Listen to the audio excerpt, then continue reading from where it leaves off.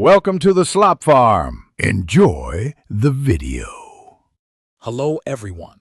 In this video I will explain how to play Minecraft on Mac with a controller. First, you will need to connect your controller to your Mac.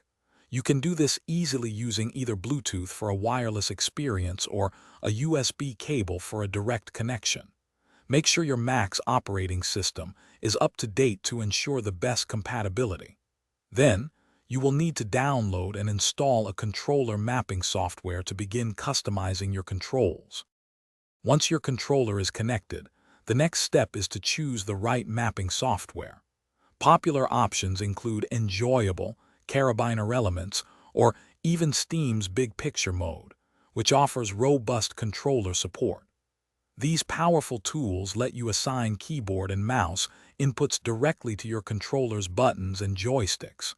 Take your time to configure joystick sensitivity and dead zones, ensuring you have precise control over your character's movements and aiming in Minecraft. After setting up your mapping software, launch Minecraft and head into the game's control settings menu. Here, you will want to fine-tune the in-game sensitivity sliders to perfectly match how your controller feels. This step is crucial for comfortable gameplay.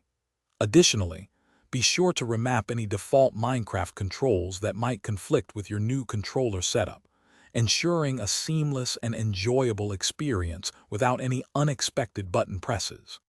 To truly master playing Minecraft with a controller on your Mac, dedicate some time to practice. Building muscle memory with your new setup will significantly improve your gameplay. Don't be afraid to experiment with different button layouts. Finding your ideal configuration can make a huge difference. For an even more immersive experience, consider using a controller that offers haptic feedback, adding another layer of engagement to your block-building adventures. Thanks for watching. Consider subscribing if we helped you today.